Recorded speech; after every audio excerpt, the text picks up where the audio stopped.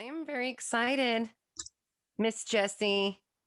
I've been playing it cool for almost a year. I'm pretty excited to be on the show with you. Thank you for inviting me on. I want to say I'm Betu Washe. Chante Washe na betu zapi. Wechach betumpi wina Jessie Taken Alive-Rencountre and machiapi. And what I said to you all is good day. I greet you all with a heartfelt handshake. My Lakota name is Wichach Betumpiwi, which means woman who was born from the stars.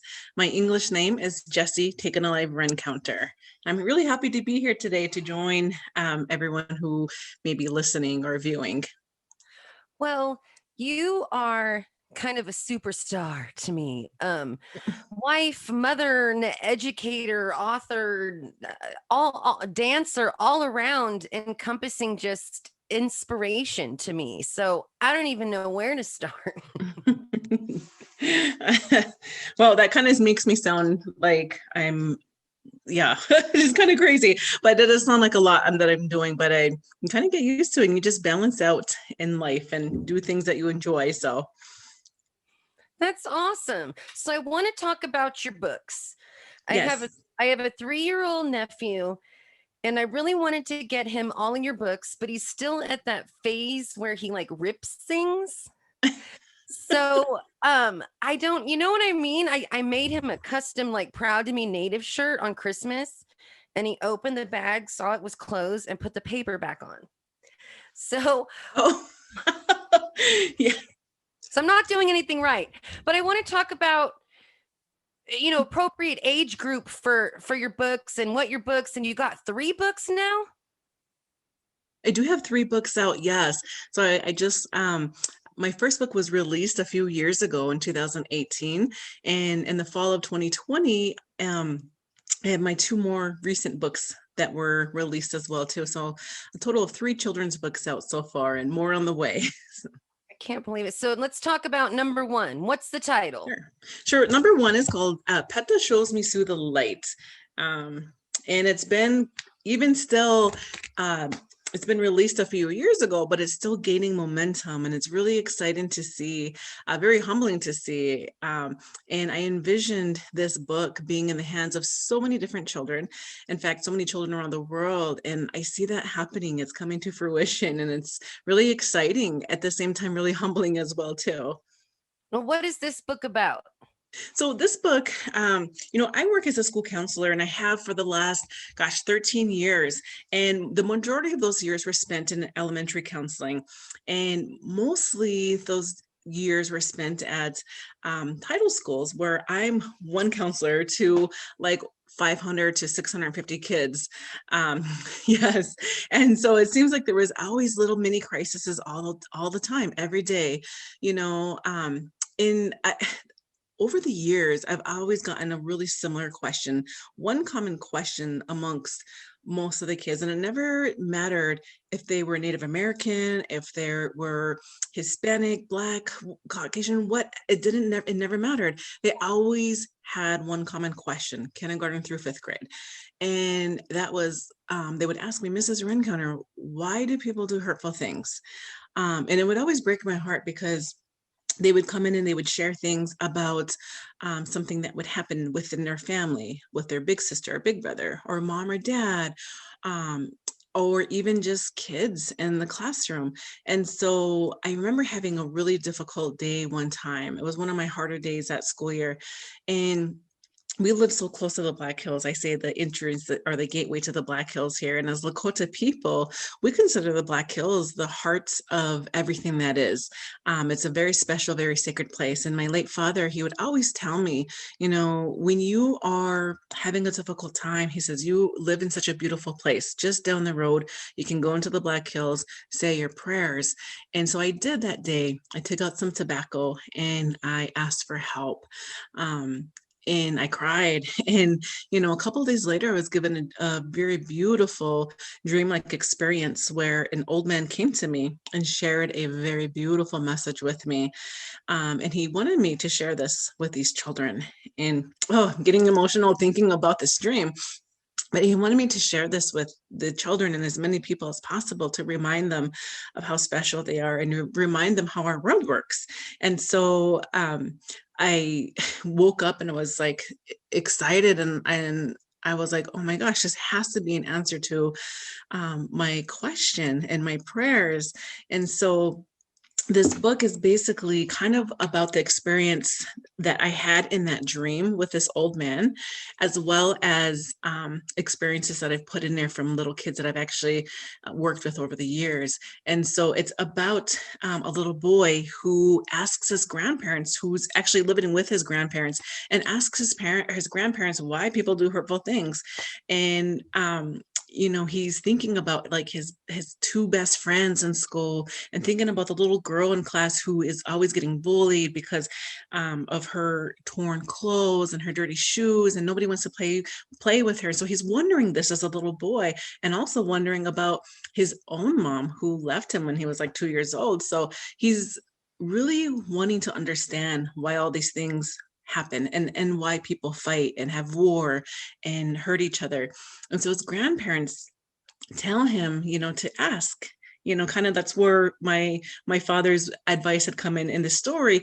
His grandfather says, go outside and ask for understanding, and the answer is going to come to you in some way. So he does. And an older man, a spirit guide, visits him, and he takes him on this beautiful experience, and he shows him how our world works, and helps him have understanding, have kindness, compassion, and also the importance of forgiveness. And so he is so inspired, and when he goes home, he has these new eyes on how he looks at the world, but also this feeling of empowerment of that, hey, he can contribute into making the world become a better place. And so I started off just telling this story in my office with the kiddos that would visit with me.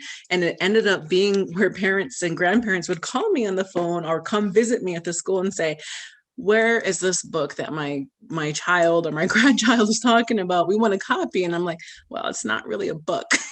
And I remember one grandpa in particular, he was so just on me and wanting me to turn this story into a book. He's like, when is that book coming out? You need to get it done.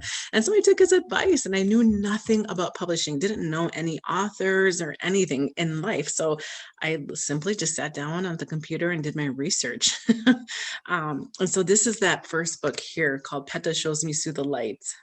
Okay, you are bringing up concepts and questions that us as old people even have. And the only conclusion, why do people hurt each other as an adult? Well, because they're hurt. That's the only thing I could think of. Right. But as a child, these are such overwhelming concepts. And even as adult, there's such overwhelming concepts. So can those tiny brains absorb this stuff? How did you do it? How I did it was, what I've learned over the years as a school counselor and doing different lessons in the classroom, it didn't matter if it was kindergarteners or fifth graders. What I learned is that when I would do storytelling in the class for my lessons, the kids would sit and would be engaged, even the little ones that had a hard time paying attention.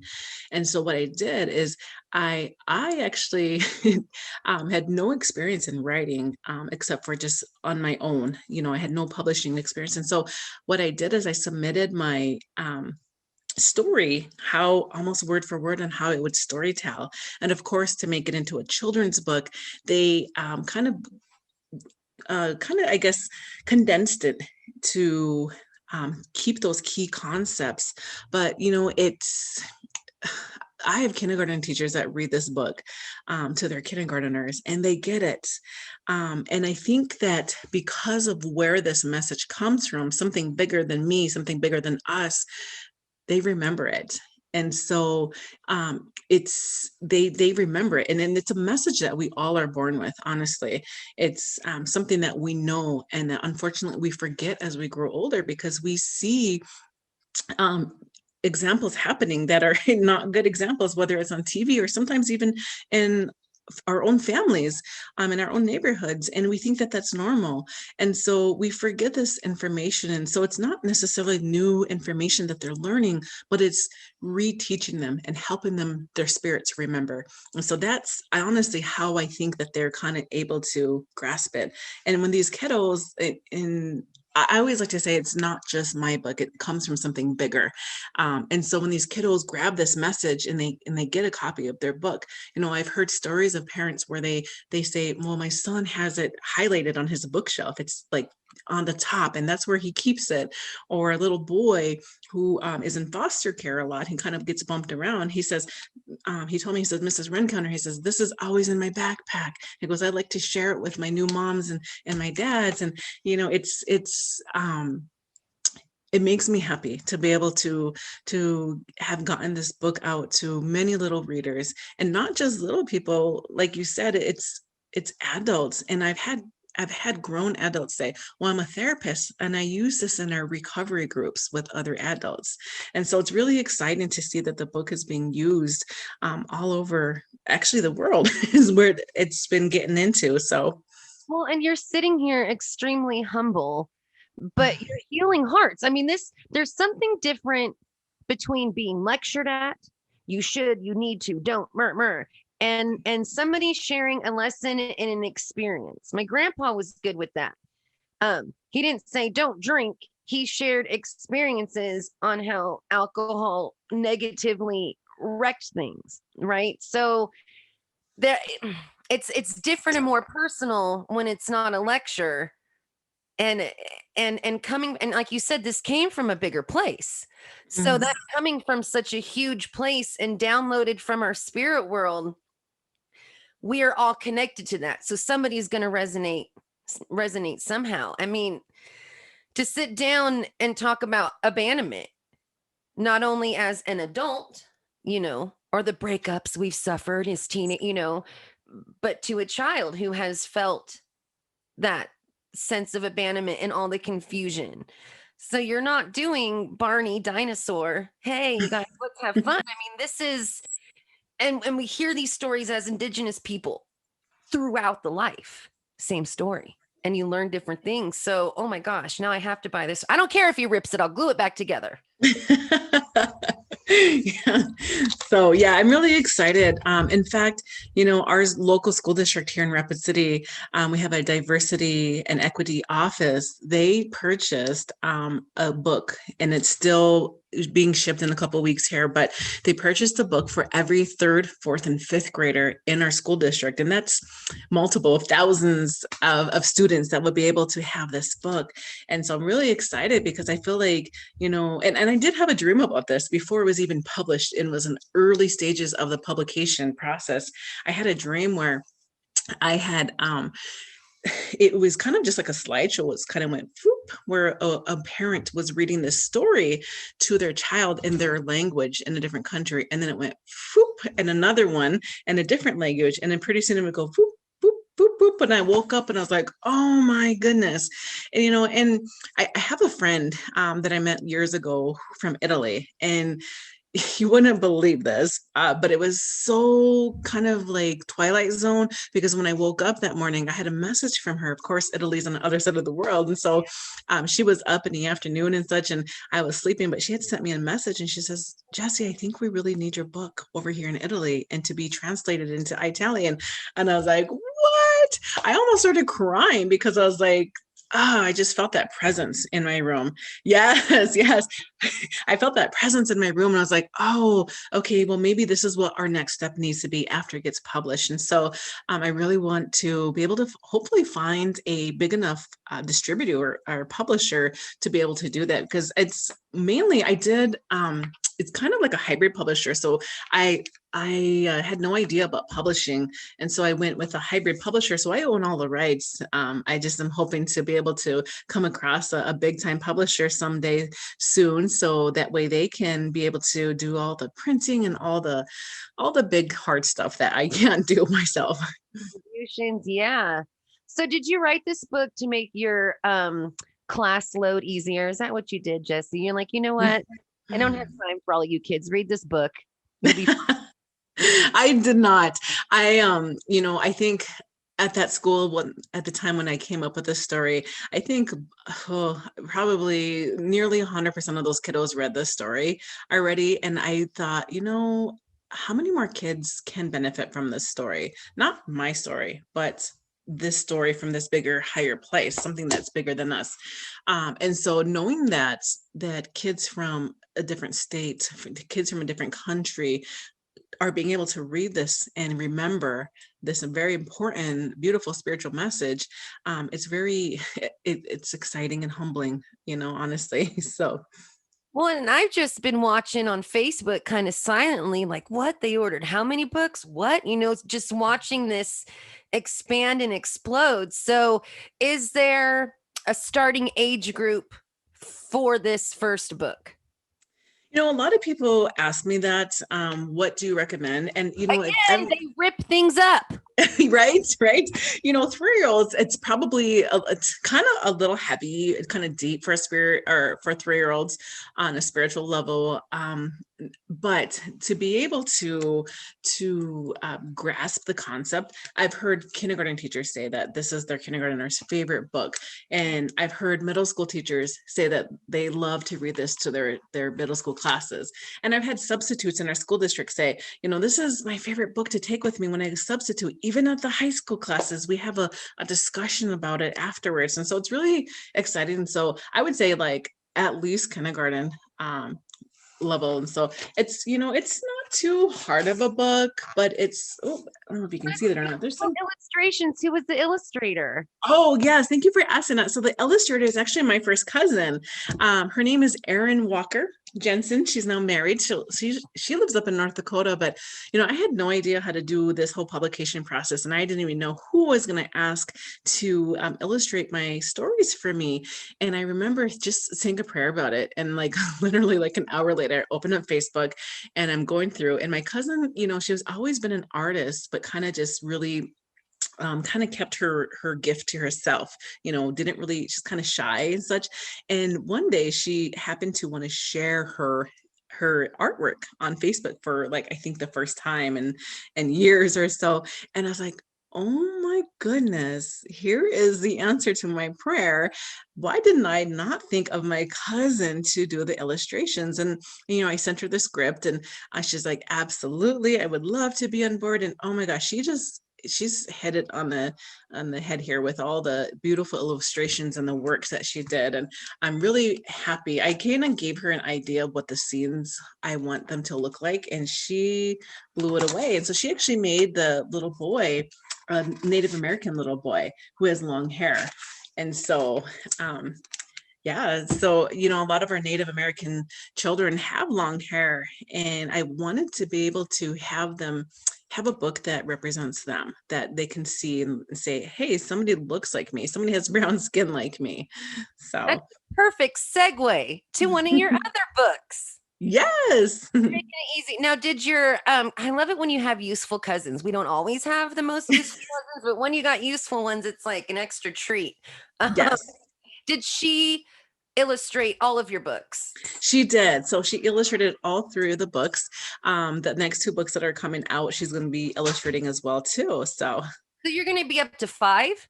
I'll be up to 5, hopefully by this fall. Okay, so let's talk about long hair. Yes, Thunder's hair.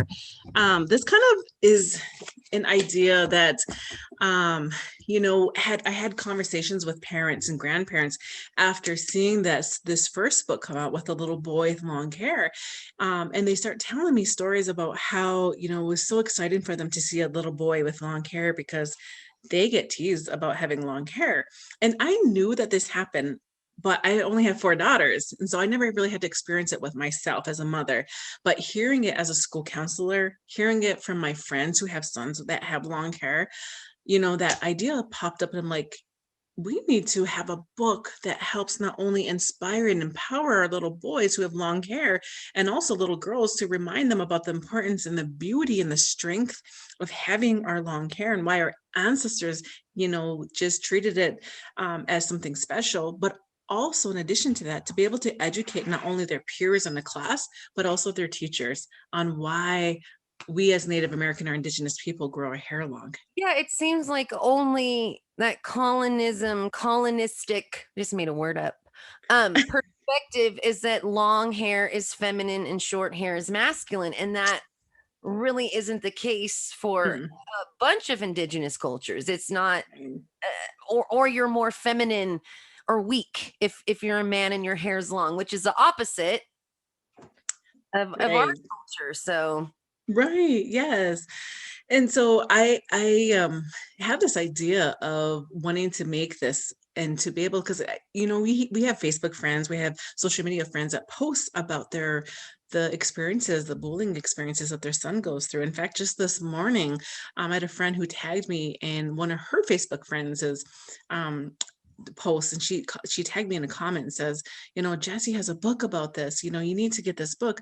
She talked about the experience of how her little boy, her son was not allowed to play basketball and football with his friends on the playground because he had long hair, and how the kids would say things of like, well, you have long hair, you can't play with us, and how hurtful that was as a mother for her to be able to hear that. And I thought, oh, stories like that, the ones that I heard like this morning and all throughout the years of being a school counselor as well, I said, we need a book for this. We need a book to not only educate and empower, but also to just help just have that availability for parents as well too, to have reminders, because I think a lot of our teachings have kind of been lost along the way. And I'm really grateful for being able to grow up in a family who has had my late father had a mentor who was a medicine man, and because he taught him all these different teachings of our culture, I was able to benefit from them and learn about all these different teachings of spiritual, our ceremonies and why we have our hair long. And so, but a lot of our parents, they didn't get to grow up with that teaching. And so sometimes other parents don't understand, even in our own Indigenous people. well, yeah, the first step at boarding school, right, was to cut your hair. Yes, yes. And so I did want to include that for parents, educators as well too. And the beginning part of the book is just kind of a note for the educators that addresses that, talks a little bit about boarding school and how we almost, as Native American people, lost so many different things, including our in some of our tribes, we did lose our languages, but also almost across the board with almost every tribe across North America, we've had that teaching for thousands of years about our hair. And so I wanted to make sure that I put that in there on how that was a teaching, but also about how that was almost lost due to the boarding schools. And that now many families are learning about our ways and are really trying to empower their children to I guess, know and practice their traditional ways. But it's not just the indigenous kids and their long hair, it's the African descendants, the slave descendants, and their fluffy hair, or not. You know what I'm saying? Like they've Right. even give kids trouble for afros or dread or braids or however they express and Oh, manage their hair culture. There's been oh, weird shame about that too. absolutely. It's not just for Native Americans. It is about a little Native American boy, the story, but it is not just for Native Americans. It's, in this story, this little boy named Thunder, he experiences bullying at school from other little kids in his class. And he doesn't want to speak up about it because, he just thinks that the only way to solve this problem is to cut his hair. And his grandmother reminds him and talks to him about the beauty and the power in our hair, but also it addresses bullying and how to be able to stay strong, how to be able to remain strong and be proud of who we are and who we were made to be when we were born.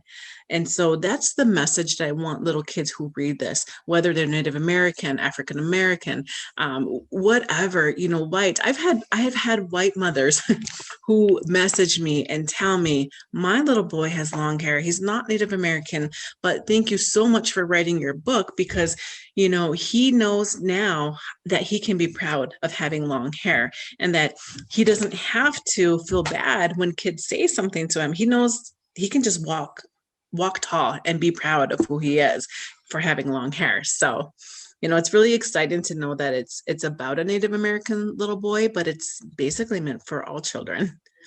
But outward pride is something new to me. I've always been pride in my home, in my community, in my bubble.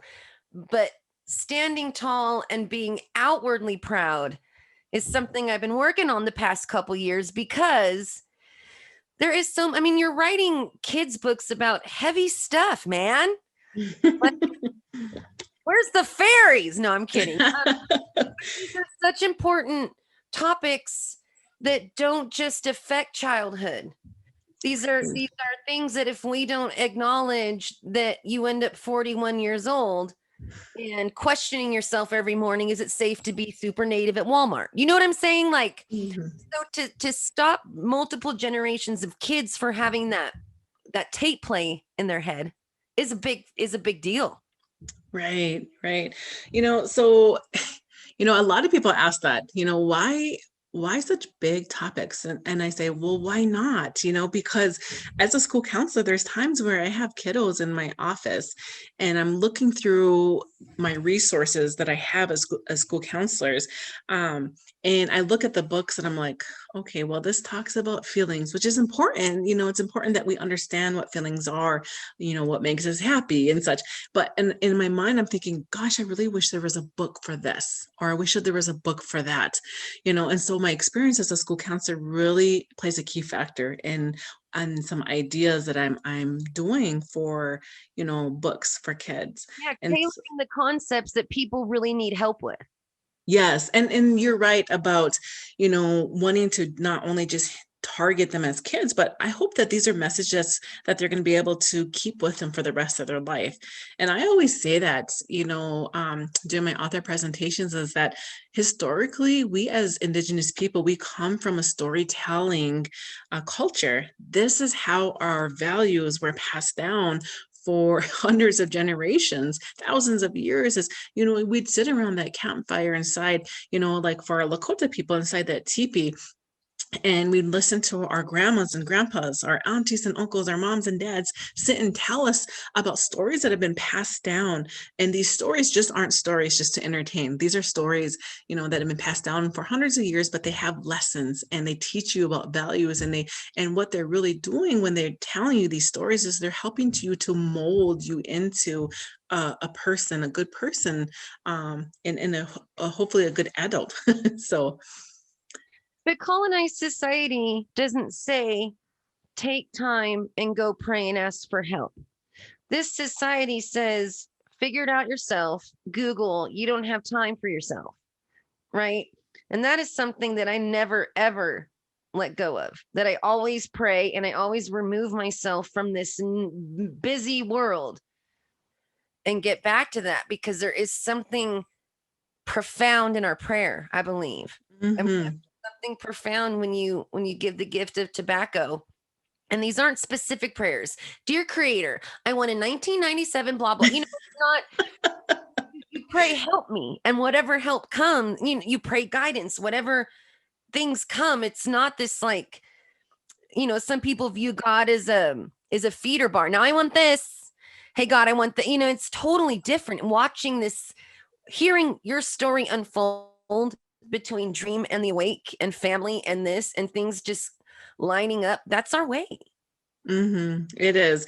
I really like to go back to a thought about, a teaching that I had when I was younger. My late grandfather, my paternal grandfather, he always talked about to his children, which would be my dad and my aunts and uncles, about being an asset to the community. It always says, no matter what you do when you grow up, be an asset to your community. And I remember hearing that as a little girl. I must have been about 7 or 8 years old, and I overheard a conversation where I did get to hear him say that. And it just stuck, it just really stuck with me, that no matter what I was going to do, that I had to be an asset to my community. And, I really found this love for sharing the teachings that not only I grew up with, but have been passed down for multiple generations through our culture, and being able to hopefully try to instill this into children that will be reading my books, not just Native American children, but other children as well too, because, they're values that we can all benefit from in humanity across the world, no matter our language, no matter our culture and skin color. And so that's what I really go after. My goal of is being able to instill some good values in children, and a love for reading as well too. So like that core of humanity that everybody shares when you strip away the all of it. We all want warm, clean, healthy babies. We all want fresh water. We all want a safe place to sleep or gather, or at the end of it, we all want the same things. Absolutely. And I really like to think that when we're born as babies, and when I do my culture presentations, my song and dance presentations, I close off with like a round dance in a circle, and I like to share with them about what we say in our Lakota language. We say "Midakuye Owase," and it's a phrase, but it's more importantly, it's a prayer. It's very simple, but very powerful. And what that translates into English of it means we're all related, that we're all connected, that we're one. And I give this message that we all come from one creator, and that because we come from that one creator, we all are born into this world, this physical world, with only knowing one thing, and that's learning how to love and knowing how to love, no matter what another person's skin color, no matter what their language is, no matter where they live or what country or wherever they live. As children, we know this. And if you ever watch children play, oh, they're beautiful teachers, because the younger they are, the more wiser they are. They play with each other. And, we got to witness this a couple of summers ago when our daughter, who was only 3 years old at the time, she played with a little girl, and she was from California, and she only spoke Spanish, right? She was a Hispanic little girl, and she only spoke Spanish. She didn't know English, but they laughed and they played. And when it was that little girl's family's time to leave, they cried for each other. And it was so it was heartwarming, heartbreaking as well too, but it was so beautiful to see and witness that love. And I always ask myself, what happens to humanity as we get older, when we see people, and we see on social media all the time, on news outlets, of division, whether it's politics or skin color or countries or whatever it may be.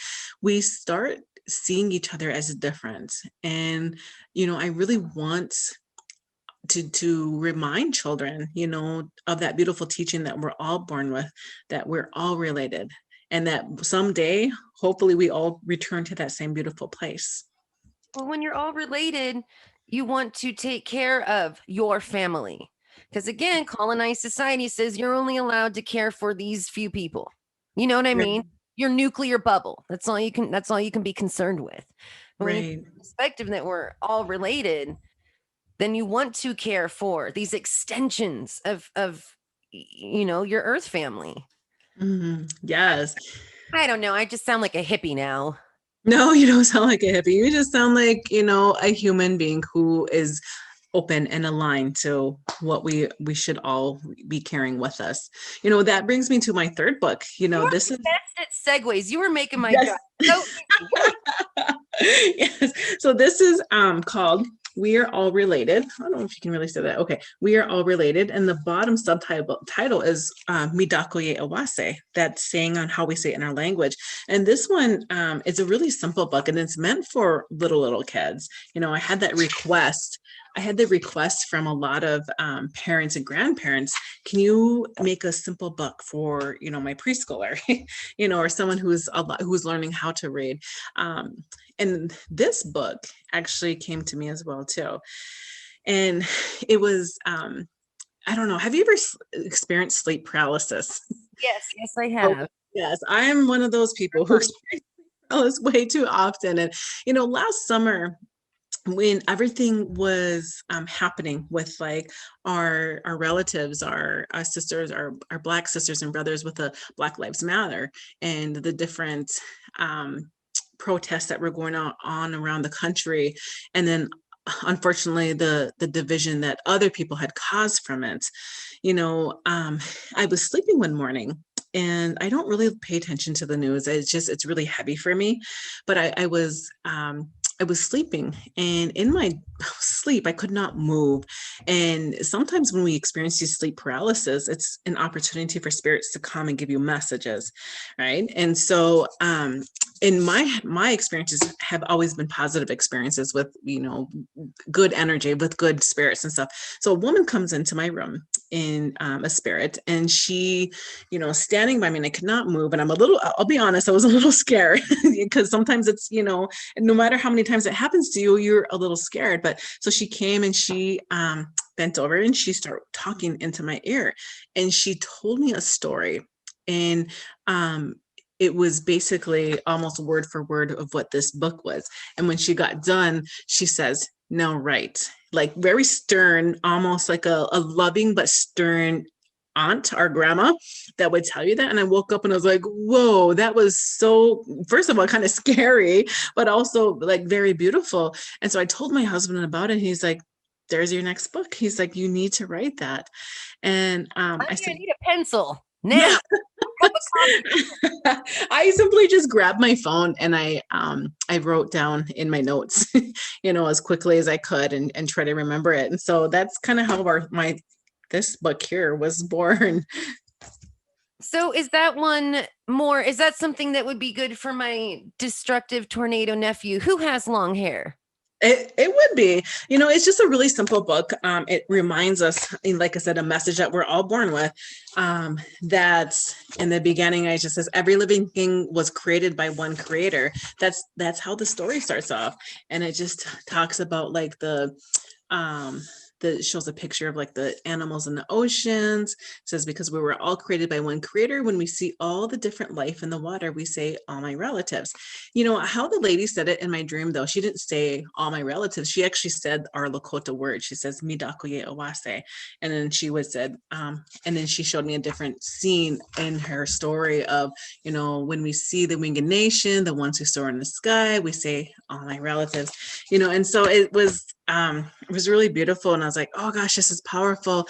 And I think, what a better time to have this come out because of everything that's going on, all the division and all the hatred and racism and everything that's going on, and not just our country, but everywhere. And so I really think that our children are the best teachers. Our children are the ones that need to remember these messages, so that way when they're adults and grown-ups, they can do better than what our generation is doing right now. So now, is there a way to pay you extra to have you put a secret page in there about being nice to your auntie? You can probably put an extra little note in there somewhere in the back. Post. Oh, look, it's in the book. You got to be nice to your auntie. I love it. So, as a school counselor, and kind of getting these consistent things and themes of what we need help with as kids, we know that parents play a role in their kids' heartache and insanity. So I guess my question is, how do you deal with the most sweetest, beautiful kids that are stuck in some of the ugliest, toxic situations? Oh, those are the kids I love the most, Jen. And honestly, those are the kiddos that need the most love. And I because of my experience of the old man that came to me in my dream, with the first book and such, I understand that they don't really want to hurt people who, when they're acting out, the little kiddos, they're not trying to do that on purpose. They just are carrying so much hurt that they don't know what to do with it. And so they're doing the best that they know how. And nobody has showed them that. Nobody has showed them that love. And so I find it as an opportunity, a gift every day to be around these beautiful little children that I get to work with. And I say they're good medicine for me. But those are the kids I love the most because it just gives me an opportunity to share some of my love, because we all have love that's infinite to give, right? We're all just channels. If we allow ourselves to be those channels, to be able to show them love, something that they might not be able to experience at home. When you say channels, they were all channels. I imagine like every year, if you don't deal with stuff, that channel gets crusted over or clogged or bricked up or scabbed, or you know what I'm saying? Like we got to keep, because it is hard and weird and scary. Yes, it is. You know what, Jen, I what you just described right now is something that's coming out in a book as well too for older, Look at us. like yeah, like middle school, high school kiddos. I'm just a dreamer. A lot of my stuff come to me from in dreams, in dream form. But you talk about how we get crusted over and we have all these like layers and layers of hurt and stuff. That's a really a beautiful visual, and what I was able to see in a dream, and how when we are crusted over and we have all these heavy layers in ourselves, it's really hard for us to be able to be that channel to something bigger than us, a place that we all come from. And so for me, when I knew that, when I asked for help that one day after work, before that first book message came, I knew that I had to open myself up, and not only just open myself up, but I knew I had to do my own healing work. And that's what I continue to do. And honestly, I don't know where I would be without doing my own healing work, because I cannot talk the talk without walking the walk. So I have to be able to do my own healing work and make sure that I'm good on the inside first. And I love our ceremonies though. Yes. Our ceremonies are, reflections and prayer in the lodges, for the vision quest, it's time alone and learning to listen and be that channel. We here have the bear ceremony where you physically touch the bear and give the bear the things you can't carry or don't want to carry. See, so and the past year without ceremony, girl, I've gotten a little bit more crusted than usual. I need feeling kind of crusty, huh? For people. So, okay, so let's recap. First 3 books, where could we get? I was like, where can I get them right now? Where could we get them right now? So actually, I have a website that I am haven't launched yet, just because I'm so busy that I want to be able to launch it. But once I launch it, I know that I'm going to have to do this full time to be able to have books get sent out in the mail, because I have a garage just stacked halfway to the ceiling with books You that I've got a invested in. cousin that needs a job. What are you talking? Yeah, I do. Right. And so I have a website called jessierencounter.com that I'm going to be launching here soon once I get a little bit more time to do this. But for now, people can find this on Amazon. All 3 books can be found on Amazon. And actually, if you go and purchase a book, a lot of people, how Amazon will say, frequently bought together, and it'll show up with all 3 books. So yeah, Amazon for now. I think I'm gonna all 3 books, but I don't.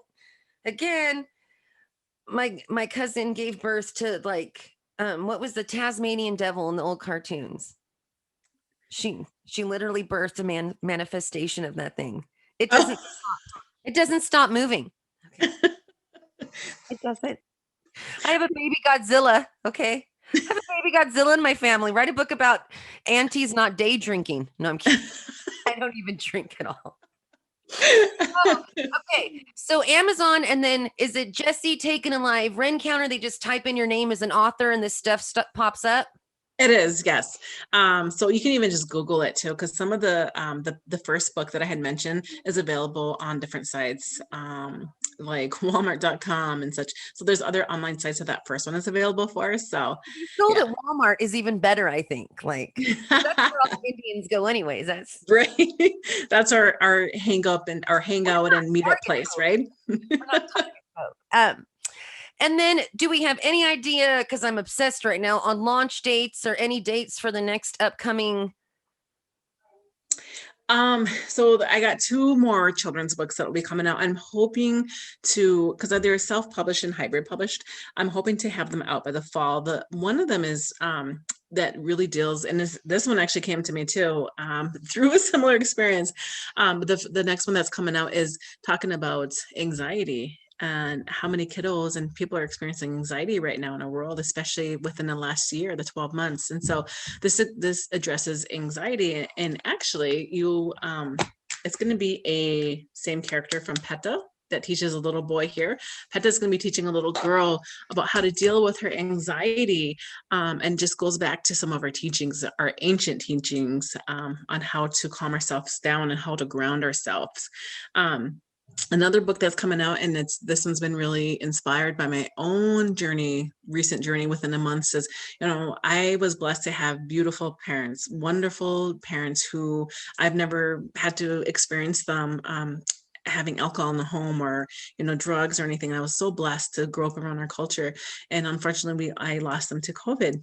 My mother in November, and 33 days later my father had passed in December. So and talking about grief and how heavy it is, sometimes it's almost like taboo for people to talk about it. And learning this whole process myself, I realized that we need more resources for children about grief, especially from a spiritual level, because when it hits us, and we're all going to experience it, we need to be able to know how to handle it and how to get through it, and that it's okay to not be okay sometimes, and that it's okay to shed our tears. It's okay to be angry at times and stuff. And so that's my other children's books that will be coming out, that second one, the fifth, number five, right? Just talking about this past year's grief just hit me the wave. Yes. Millions of us. Compassionate to what you lost, compassionate to what I lost, compassionate to what everybody else lost. So as a radio host, I feel like I have to shove it down, but you're gonna watch me cry a little bit. So I'll get it together. But you have to acknowledge that wave when it comes. You do. And that's what we do as a society, is because we live such busy lives, and we're taught to, like, oh, just toughen up and, keep going and go to work. It was so hard for me to go to work, Jennifer. When my first day back, I cried so hard, and I'm thinking, what am I doing? And it's been like 3 weeks since I'd lost my dad, coming off a Christmas break before going back to the schools. And I'm driving to work and I'm crying, and I turn off the radio and I start talking to my parents, and I'm like, I don't know if I can do this. Like, I'm trying to help other people with such heavy grief. Show me a sign. What am I supposed to do? And I turn on the radio, XM radio, and I've never even heard of this song at the time. And they always say, look for signs from your past loved ones in the spirit world. And what did I see, Jennifer? It says children's stories. And I start crying, because I was like, my mom and dad wanted me to do this full time. And, I see this happening within the next year or so, that I'm going to be going full time as an author, and just hopefully kicking out all these stories that are coming to me. But do you have to pay like part royalty checks to the spirit world? I mean, or you could just start saying these are all your ideas, and we'll be like, she's so creative. I do. Every time I do my author presentations, I do always try to acknowledge that this comes from somewhere bigger, that I'm just available as a channel. And so sleep a lot or something? What's going on? No, I'm kidding. And then it sounds like you don't have time to sleep. So I'm trying to figure out where these dreams get you. Yeah. Well, I am blown away and so truly inspired by what you're doing and what you've done. I'm truly inspired by your and Whitney's little love affair. Jealously angry, but watching from a distance, and again, not wanting to bug you these past months, because my heart did know what you were feeling. And so the last thing, and I'm still angry about certain things that I've lost. So I didn't want to make you feel cornered or pressured or anything to talk to you, because I honored and respected, everything so much. So I just think you're fantastic. watching you put pieces together and walk your talk gives us permission to walk our talk. Watching you evolve and see that there's purpose and career and destiny if you just listen. It's not that hard. Yes. And sometimes it is. Yes, life is difficult, but sometimes it is as simple as listening to a dream. Absolutely. Yes. Oh, you got me all emotional. I just like kids are sad and like don't like their hair and they're bullied and I need all 5 books now. Yeah. So just on an end note here too, as we're getting ready to close out, I'm actually going to be expanding into more than just children's books. I really want to help empower our women, especially our young women as well too. And so I'm actually working on a chapter book right now for young women and women of all ages, I guess, to help us heal. And so, because I think so many of us, not just Indigenous women, but we come from so much intergenerational trauma, the history of women in general. And so, and this book also came from somewhere bigger than us too. And so it's one of those books where you just write, and for me, it's like as I'm writing, I'm crying because it's like I'm reading it for the first time, and I am like that channel. So it's I'm really excited to be able to just have some time, especially this summer once school's out, to sit and write and hopefully get this book done. So because it's needed for me as well too. I look forward to it. You got your number 1 secret super stalker fan here. And as the next things evolve and as things come out, let's do this again so we can keep people updated on what you're channeling. Of course. Of course. She's such a brilliant writer. Oh no, she's asleep half the time. Oh, she is. Yeah, she's getting these messages from somewhere bigger. I'm gonna take a nap and hold my pen. No. What kind of melatonin is she taking? Right? Oh, Jessie Taken Alive-Rencountre. I so appreciate your time, and I look forward to more. And go tell Whitney I knew you were going to be cooler than him. I knew it. Well, Robin, thank you for inviting me on. It's always an honor and a pleasure. And I always tease my husband, in a fun, joking way. And I'm always like, I always tell him, when people meet me, they always say, "Oh, you're Whitney's wife." I said, I might just have to change my name to Whitney's wife. And so one day somebody says, "Are you Mrs. Rencounter's husband?" And he came back to me and he's like, the roles are switching, hon. He goes, "I'm now known as your husband." He was always your husband. I was asking you first, but I figured, okay, I'll start with him and then see what happens. So I love it. Well, you have yourself a wonderful day, and I'm going to get myself on the Amazon, and maybe if I laminate your books, the tornado can't rip them. Or if I put him on the wall, he can't. I don't know. I'm trying to figure. How do you tame a tornado? That's your next book. How to tame a tornado. Oh, fun. Like, can you be happy and healthy and love? You can't be mad at somebody for that. So, yes. All right. Well, go hug your beautiful family, and I'll see you on the internets. Oh, okay. And happy birthday, social distance powwow.